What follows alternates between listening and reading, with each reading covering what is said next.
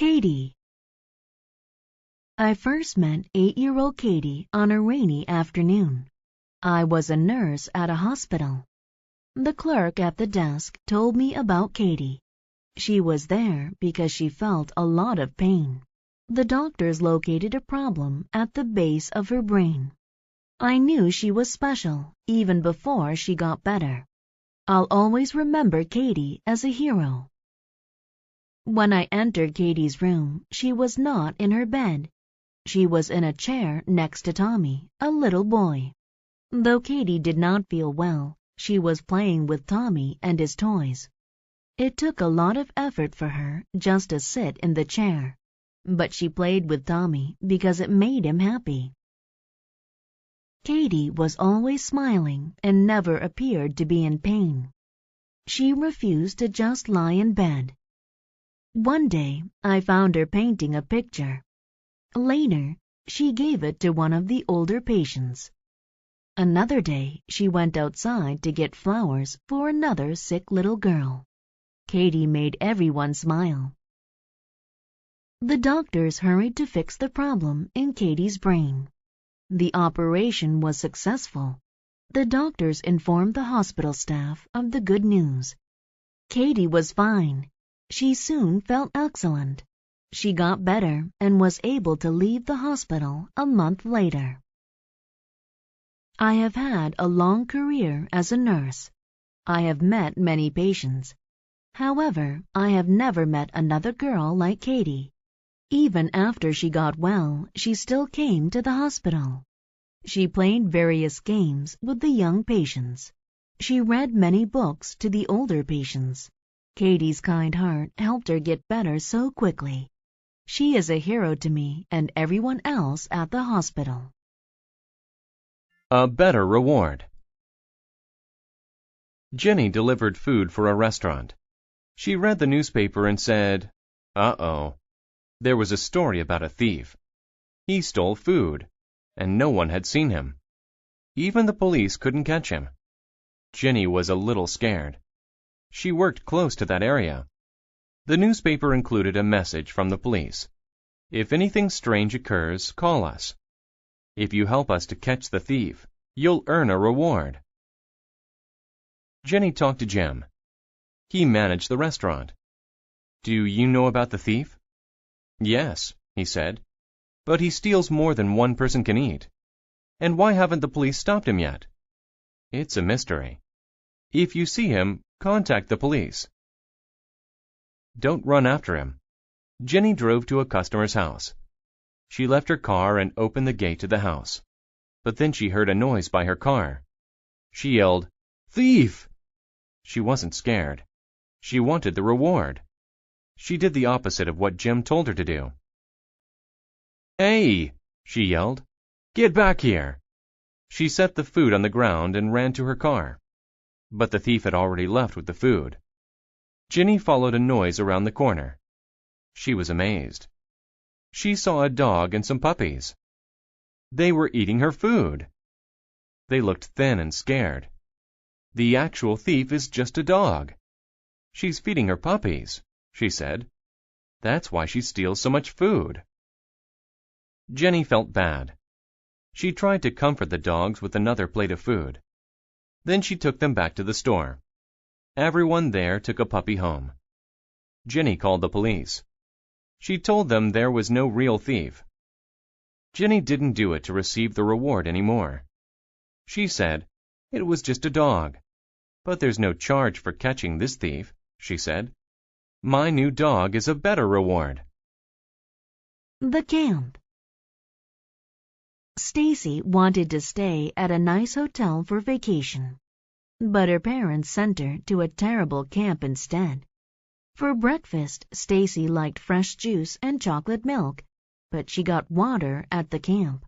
In the afternoon, she wanted to write poems, but she had to swim. The camp was near an airport with loud planes. Spider webs hung over her bed. To her, the kids' average behavior was very bad. No girl matched her personality. She hated it. One day, they had a class. Mental exercise sounded good to Stacy. but it was a course on water safety. They learned how to be safe passengers on a boat. Stacy didn't ever plan to go on a boat. The next day, they played a game. There were a red team and a blue team. Stacy was on the blue team. Each team had to try to remove the other team's flag from a pole. They also had to use water guns. "I'm not much of an athlete," she said, but she still had to play.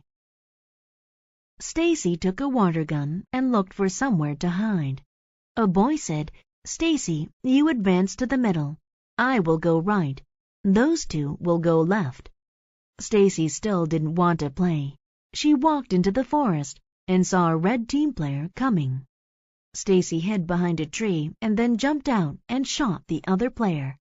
"This is fun," Stacy thought.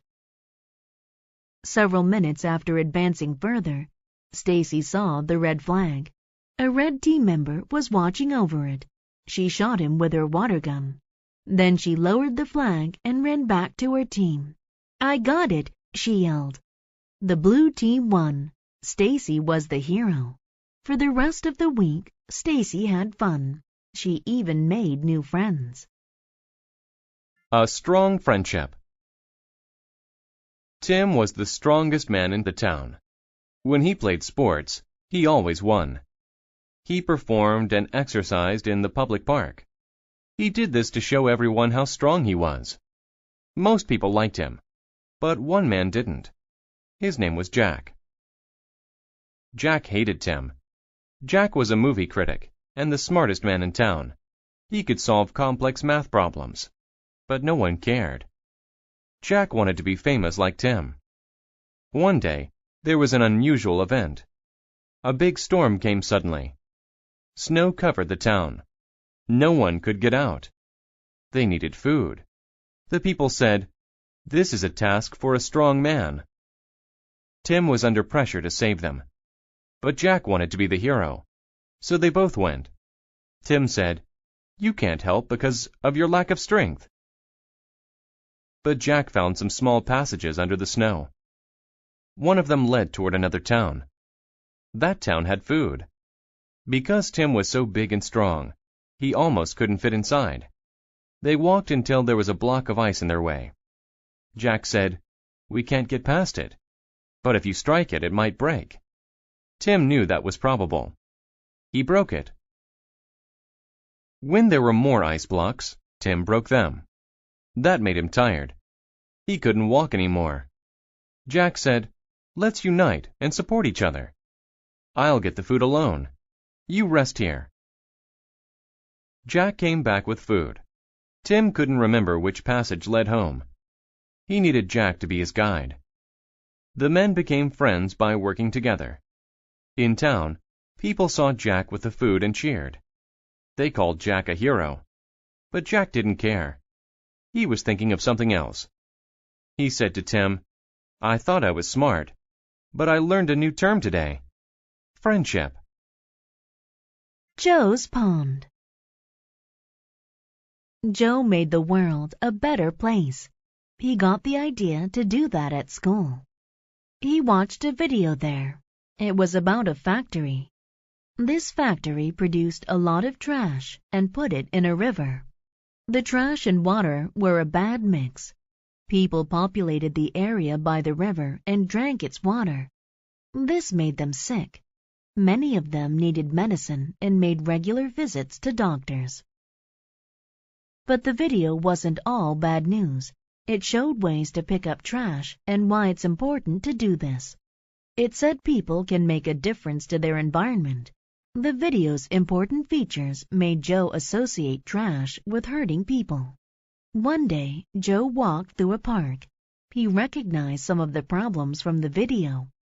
One instance of these problems was the trash in the pond. It was full of plastic cups. There was too much trash. Joe didn't want it to hurt anyone.